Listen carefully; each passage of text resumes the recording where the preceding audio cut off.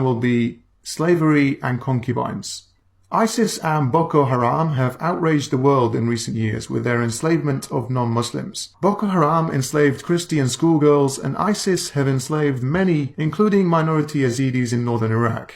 One of the biggest misconceptions among liberal Muslims is around the topic of slavery. Muslims today realize that slavery is totally unacceptable, even within the minds of many Muslims. So many have now resorted to either denying that slavery was tolerated by Islam, or they will claim that Islam prohibited the acquisition of new slaves and encouraged Muslims to free their slaves. So the first question here is, did Islam actually encourage Muslims to free slaves? The answer to this is not that straightforward. There are occasions in the Quran when Muslims are told to pay fines through several methods as a minor punishment for something they've done, and one of those fines is freeing slaves. Chapter 4 verse 92 provides us with an example for this. Never should a believer kill a believer. But if it so happens by mistake, compensation is due. If one so kills a believer, it is ordained that he should free a believing slave and pay compensation to the deceased's family. Notice here, the reason for the manumission of the slave is as a punishment to his master for killing a Muslim by accident. Also notice how the slave freed in this case can only be a Muslim slave. Ibn Kathir's commentary says the following on this verse. And whosoever kills a believer by mistake, he must set free a believing slave and submit compensation, blood money, to the deceased's family, thus ordaining two requirements for murder by mistake. The first requirement is the kafara, which is a fine, for the great sin that has been committed, even if it was a mistake. The kafara is to free a Muslim slave, not a non-Muslim slave. Imam Ahmad recorded that a man from the Ansar said that he brought a slave and said, O Messenger of Allah, I have to free a believing slave, so if you see that this slave is a believer, I will free her. The Messenger of Allah asked her, Do you testify that there is no deity worthy of worship except Allah? She said yes. He asked her, Do you testify that I am the Messenger of Allah? She said yes. He asked, Do you believe in resurrection after death? She said yes. The Prophet said, Then free her. Let's look at another example on whether manumission of slaves was encouraged. In the most authentic hadith collection of mainstream Islam, Sahih Bukhari records the following. Narrated Maymuna, the wife of the Prophet, that she manumitted her slave girl, and the Prophet said to her, You would have got more reward if you had given the slave girl to one of your maternal uncles. So clearly Muhammad here tells his wife that it would have been better in God's eyes if she did not free the slave, but if she were instead to give her to one of her uncles instead. One more example from Sahih Bukhari. A man manumitted a slave, and he had no other property than that. So the Prophet cancelled the manumission and sold the slave for him. Nu'aym ibn Naham bought the slave from him. So here a man frees a slave, but Muhammad forces this poor slave back into slavery and sells him on. Imagine how short-lived this slave's joy was. The next question is, did the Muslims ever take free people and enslave them?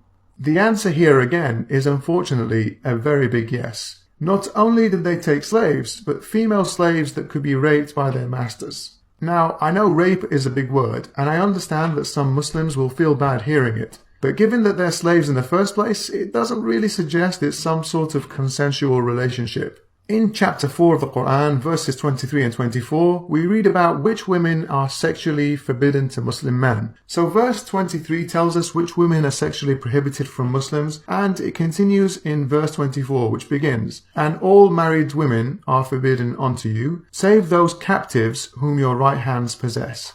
Now, I know some of you might still deny what this clearly says. Maybe some of you will say, hey, look, this is out of context. So, fine, let's just go look at the context and the reason this particular verse was revealed according to Islamic sources. Here we're looking at the reasons of revelation, or asbab al-nuzul, for this particular verse. And all married women are forbidden unto you, save those captives whom your right hands possess. We had captured female prisoners of war on the day of Awtas, and because they were already married, we disliked having any physical relationship with them. Then we asked the Prophet, Allah bless him and give him peace, about them.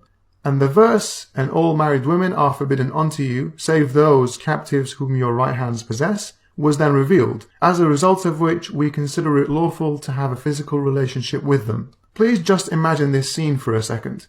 The Muslim army captures women who are still married to other men. The Muslim fighters realize these women are married and are reluctant to have sex with them. They take the matter to Muhammad and he reveals a verse which tells them it's perfectly fine to have sex with women married to other men as long as they are now your slaves. How is this any different to Islamic State today?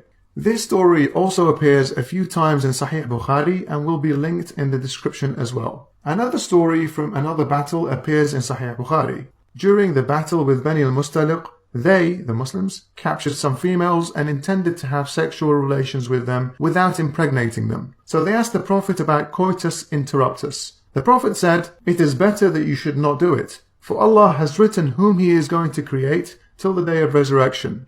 So not only does Muhammad accept the rape of enslaved women by Muslim fighters, he gives them extremely poor advice on contraception. Finally, let's look at whether the Muslims traded in slaves. We already saw an example when Muhammad cancelled the slave's freedom earlier and forced him back into being a slave to be sold on. But here we'll read about the story of the massacre of the Jewish tribe in Medina, the Bani Qurayza, in numerous sources. So let's read page 466 of Muhammad's best-known biography in Islam, otherwise known as the Sirah of Ibn Ishaq, the Ibn Hisham edit. Then the Apostle divided the property, wives, and the children of Bani Qurayza among the Muslims. Then the Apostle sent Sa'ad bin Zayd al-Ansari, brother of bin Abd al-Ashhal, with some of the captive women of Bani Qurayza to Najd, and he sold them for horses and weapons. The Apostle had chosen one of their women for himself, Rayhana. She had shown repugnance towards Islam when she was captured and clung to Judaism. So in brief, after the Muslims killed all the men of this Jewish tribe, he took their property and enslaved their women and children. He then sent Sa'ad bin Zayd with some of the women to a nearby city and sold them as slaves in exchange for horses and weapons. Muhammad keeps one of these women for himself, and she evidently didn't like him after he killed all the men of the tribe, which may have included her father and brothers. If this is not as bad as ISIS, then I really don't know what is. We also read later in the Seerah on page 593 about the spoils of war in Hunayn, and an incident where Muhammad made a deal with the men of the Hawazin tribe by handing back their enslaved women and children in exchange for their camels and other animals. Unayna took an old woman of Hawazin and said as he took her, "I see that she is a person of standing in the tribe, and her ransom may be high."